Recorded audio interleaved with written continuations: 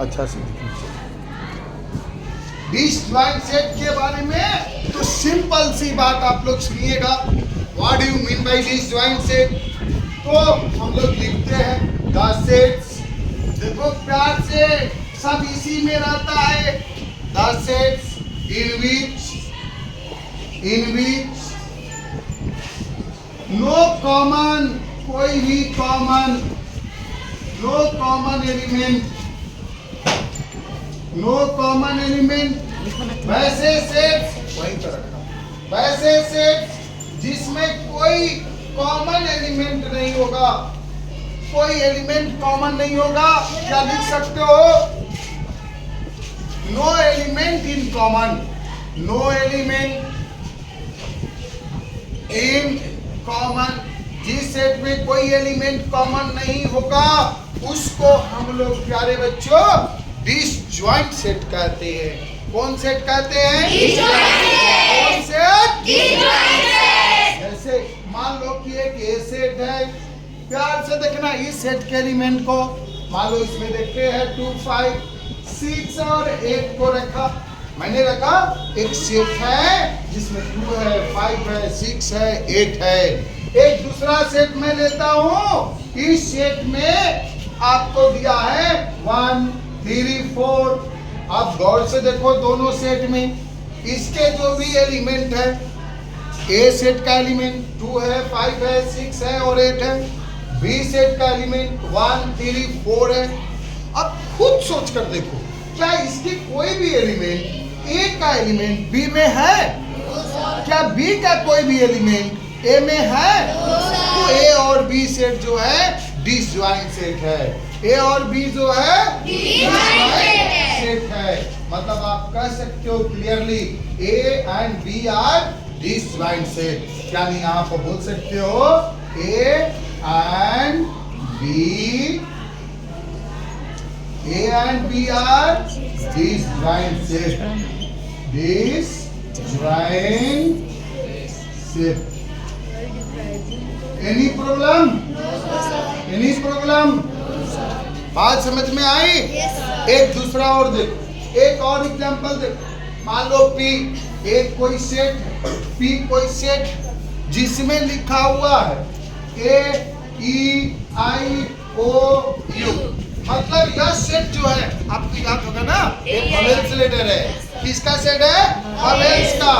अब एक दूसरा सेट बनाते हैं Q, B C D और F। अब गौर से देखो इस Q सेट में इस P सेट को देखो, P में जो भी आपको एलिमेंट है वह वोवेल्स का है, Q में जो भी एलिमेंट है वह कॉन्सोनेंट का, बट उसका भी 4 ही आपको एलिमेंट है। ठीक है, ये भी फिनाइट है, यह भी फिनाइट है। एक बार और याद दिला दूं, जिसमें नंबर ऑफ एलिमेंट फिक्स होते हैं वो फिनाइट सेट होते हैं। मतलब जो जिस सेट में एलिमेंट का कोई अंत ही नहीं हो, जैसे नेचुरल नंबर का सेट। आप नेचुरल नंबर का सेट सिर्फ बोल दिया कि नहीं all my set of natural number, सोचो नेचुरल नंबर 1 से आरंभ होती है लेकिन आती जाएगी 1 2 3 4 5 6 7 8, उसका कोई अंत ही नहीं है। तो जब उसका अंत नहीं है इसका मतलब क्या हो गया? वह जो सेट होगा इनफिनाइट सेट होगा। कौन सेट होगा प्यारे बच्चों? जिस सेट में फिक्स हो, जैसे मैंने बोला आपको the set of a natural number less than 10 लगा, लेस देन 10 का मतलब 10 से नीचे एक ब्रेकर लगा दिया। अब वहां जो आएगा आपका सेट कैसा आएगा? कौन सेट होगा? यहाँ भी देखो दो फिनाइट सेट में हम लोग देख रहे हैं, कोई एलिमेंट कॉमन नहीं है और कोई एलिमेंट कॉमन नहीं है, तो हम कहेंगे P एंड Q जो है डिसजॉइंट सेट है। इसमें कोई एलिमेंट कॉमन नहीं है तो P एंड Q कौन सा सेट होगा? आप कोई पूछ ले क्यों, तो आप वर्ड में लिखिएगा। आप वर्ड में लिखोगे क्या कि sir element of P no common, ठीक है, element of Q, element of P and Q are not common. कोई दिक्कत? समझ में आया? क्लियरली? रोको, क्लियरली? सिर्फ रोकना। डिसजॉइंट सेट का। डिसजॉइंट सेट का एक और एग्जांपल है। क्या एग्जांपल है? प्यार से देखना। यहाँ एग्जांपल है कि एक सेट हमारा पी है। एक सेट क्या है? पी। या पी सेट को गौर से देखो, इसको रीड करो। हम जानते हैं आप लोगों को थोड़ा सा इस टाइप के जो सेट आएगा उसको लिखने में प्रॉब्लम अभी थोड़ा होगा, लेकिन होगा नहीं, बहुत इजी होगा। देखो P एक हमारा सेट है जिसमें दिया है, देखो कैसे पढ़ेंगे। गिवन क्या है? एक such that 9 greater x and smaller 16। देखिए x हमारा और एक B हमारा सेट है जिसके एलिमेंट x होंगे। वह x होगा कौन? 9 से ग्रेटर होगा, 16 से स्मॉलर होगा। इसका ध्यान रखना। इसको इस लेटर को हाईलाइट करना, इसको है ना, दिख रही है क्लियर? देखो यहाँ पे यह जो x है वह 16 से छोटा होना चाहिए, 9 से 12 होना चाहिए। चलो इसको रोस्टर फॉर्म में लिखते हैं। ऐसे लिखेंगे तो हमको समझ भी नहीं आएगा। तो रोस्टर फॉर्म में जब हम लोग लिखते हैं तो उसके एलिमेंट क्लियर लिखाता है। उसके एलिमेंट क्या लिखा? क्लियर। देखो P सेट को मैंने लिखा, अब इसके एलिमेंट को लिख रहा हूँ। सर इसमें एलिमेंट कौन होगा? 9 से 12 और 16 से छोटा। तो सोचो 9 और 16 के बीच में कौन कौन एलिमेंट होते? बोलिए तो कौन कौन होते?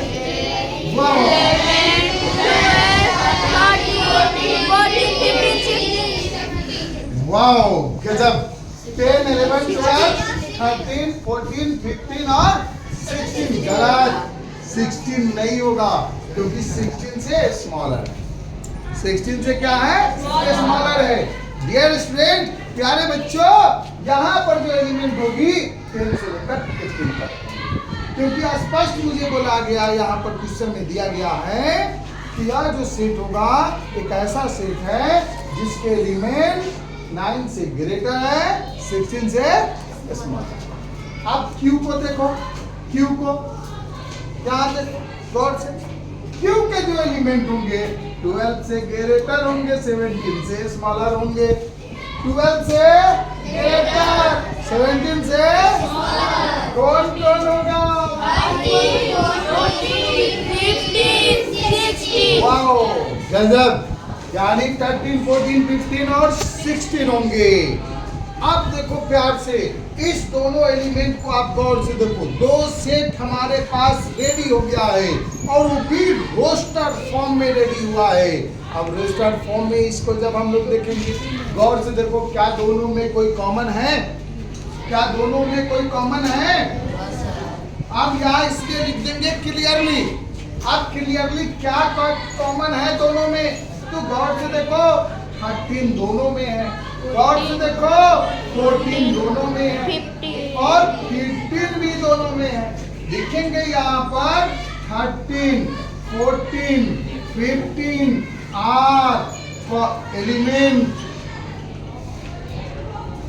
इन कॉमन। एलिमेंट जो है कॉमन है। सो ये पार्ट P and Q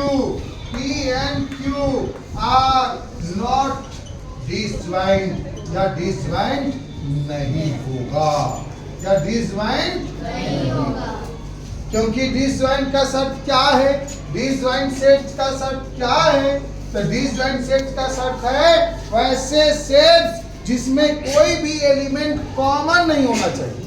कोई भी, आप HCF बनाए हो ना, HCF कॉमन वाले को लिखते थे, यहाँ भी इसी प्रकार से दोनों सेट में कॉमन देख लो। अगर कॉमन नहीं है तो लिखो वह डिसजॉइंट सेट है, अगर कॉमन निकल गया तो लिखो डिसजॉइंट सेट नहीं है। कोई प्रॉब्लम आई ना समझ में? तो किसी को बुलाऊंगा तो बना दोगे? तुमको सेट निकल बतला दोगे? तो मैं बुलाऊं?